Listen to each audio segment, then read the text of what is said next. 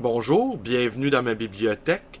Nous sommes à Montréal le 28 mars 2012 et mon nom est Bruno Lalonde. Aujourd'hui, je vous lis un passage, La haine des livres de Georges Steiner. Georges Steiner qui nous explique d'entrée que le fameux courant qui oppose les livres et la vie, eh ben, peut être un leurre. Le premier, en parenthèse courant, je l'appellerai le pastoralisme radical.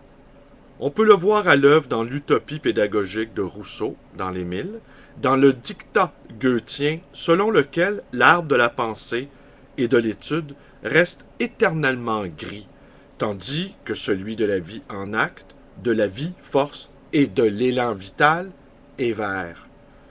Un pastoralisme radical anime la pensée de Wordsworth lorsqu'il affirme qu'une impulsion printanière sur l'arbre vaut bien plus que toute l'érudition livresque. Quelque éloquent ou instructif qu'il puisse être, le savoir que donnent les livres et la lecture vient en second. Il parasite la conscience immédiate. Tout le romantisme est habité par ce culte de l'expression personnelle, tout comme le vitalisme d'Emerson. Ce type d'expérience ne peut en aucun cas être délégué à un imaginaire passif, à de vagues concepts. Laisser les livres influer sur notre vie ou sur quelque substantielle part de celle-ci, c'est pour nous renoncer à la fois au risque, mais aussi à l'extase que donne ce rapport primaire, premier aux choses. En dernière analyse, l'essentiel de la littérature est artifice. Le pastoralisme radical revendique une politique d'authenticité, privilégie la nudité du moi. Les ouvriers de cette vision passionnée, à la fois dissemblable et apparentée, s'envolent de la forge de William Blake avec son sentiment que l'érudition est souvent satanique, de Thoreau et de David Herbert Lawrence. Je fus dans une imprimerie aux enfers, écrit Blake, et vis la façon dont se transmettait le savoir de génération en génération. La sixième chambre des enfers est habitée par des créatures spectrales, sans nom, et qui prenaient la forme de livres que l'on disposait dans les bibliothèques. Le second courant de contestation du livre présente des affinités avec celui du pastoralisme radical, mais lorgne également en arrière vers l'ascétisme iconoclaste des pères du désert. La question qu'il pose est: en quoi les livres peuvent-ils être d'un quelconque bienfait à l'humanité souffrante? Quelles affamés en ont été nourris? Cette question a été posée par certains nihilistes et révolutionnaires anarchistes au courant du XXIe siècle, surtout dans la Russie tsariste. Comparée aux besoins humains et à l'extrême misère, la cote d'un manuscrit rare ou d'une édition princeps, cote qui atteignent aujourd'hui des sommets de folie, est pour les nihilistes une totale obscénité. Pissarev le dit violemment: pour l'homme du peuple, une paire de bottes vaut 1000 fois plus que la collection des œuvres complètes de Shakespeare ou de Pouchkine. Dans sa version piétiste, cette même interrogation tourmentera le vieux Tolstoï. Radicalisant le paradoxe rousseauiste, Tolstoï juge que la grande culture, et la grande littérature en particulier, ont eu une influence délétère, affectant la spontanéité, le fondement moral des hommes et des femmes. Elles ont étayé les notions d'élitisme, d'obéissance à l'autorité temporelle, ont favorisé un système éducatif mensonger et le vice de la frivolité. Tout ce dont un honnête esprit a besoin, tempête Tolstoï, répudiant ses propres œuvres de fiction, c'est une version simplifiée des évangiles, un bréviaire qui donne l'essentiel de l'imitatio Christi.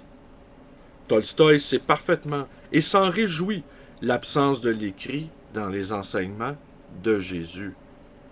C'est en Russie, une fois encore, que les poètes futuristes et léninistes en ont appelé à la destruction par le feu des bibliothèques, la ligne officielle pour parer à toute éventualité, étant celle du conservatisme le plus fanatique. L'accumulation sans fin de livres dans les grandes bibliothèques sont comme le sanctuaire, représentent tout le poids du passé, un passé mort, mais dont le venin infecte encore. Hier entrave dans ses fers l'imagination et l'intelligence d'aujourd'hui. À traverser ces rayonnages labyrinthiques, ces dépôts de livres par millions, l'âme se dessèche dans une insignifiante désespérante. Que pourrait-on bien ajouter encore à tout cela? Comment un écrivain pourrait-il prétendre rivaliser avec ces statues marmoréennes des grands classiques, canonisés? Tout ce qui valait la peine d'être imaginé, pensé et dit ne l'a-t-il pas déjà été? Qui pourrait encore inscrire sur une page blanche le mot de tragédie? Demandait Keats avec angoisse, quand on a Hamlet ou le roi Lear derrière soi. Si la tâche essentielle dont la révolution serait comme l'expression est celle d'un renouveau essentiel, d'une rénovation de la conscience humaine, si le penseur, l'écrivain, ont pour but de tout refaire à neuf, selon l'impératif bien connu des Japan, le poids magistral, accablant du passé doit être rejeté. Que l'étendue gigantesque de toutes les thèses soit détruite et s'envole en fumée dans l'incendie libérateur de l'Institut d'architecture Wozenski, que soient réduites en cendres les encyclopédies et autres opéras omnia en langue morte. Alors seulement le penseur révolutionnaire, le poète futuriste ou expressionniste pourront-ils se faire entendre. Alors seulement le poète pourra-t-il espérer créer de nouveaux langages, comme les mots étoiles de Klebnikov ou celui boréal à venir de Paul Celan. C'est un projet bachique, peut-être désespéré. Il s'inscrit cependant dans un désir auroral. En 1821, en Allemagne, Heine, amené à se prononcer sur une période de flambée nationaliste où des livres furent brûlés, remarquait « Là, aujourd'hui, on brûle des livres, demain, on brûlera des hommes. » Durant toute l'histoire, les livres ont été jetés sur des bûchers. Beaucoup ont été irrémédiablement consumés. Très récemment encore, quelques 16 000 incunables et manuscrits enluminés, non reproduits, ont péri dans l'incendie dévastateur de la bibliothèque de Sarajevo. Les fondamentalistes de tous bords brûlent d'instinct les livres. Les conquérants musulmans d'Alexandrie, condamnant aux flammes la légendaire bibliothèque, auraient dit « Si elle contenait le Coran, nous en avons déjà des copies. Si elle ne le contenait pas, elle ne valait pas la peine d'être préservée. » Pas une seule copie de la Bible des Albigeois n'a survécu. Pas un seul exemplaire du grand été antitrinitaire de Servetus, condamné au bûcher public par Calvin. Les manuscrits, et même les manuscrits dactylographiés des grands maîtres modernes, sont encore plus vulnérables. Acculé par la terreur stalinienne, Bakhtin arracha des pages de son œuvre sur l'esthétique pour pallier le manque cruel de papier à cigarette. Effrayée de transgresser des tabous sexuels, la fiancée de Buchner jeta dans le poêle le manuscrit de son arétin. Ben voilà, c'est tout pour aujourd'hui. Mes vidéos vous plaisent? Abonnez-vous à ma chaîne YouTube B. Lalonde 100. Devenez un camarade en vous joignant à ma page Facebook.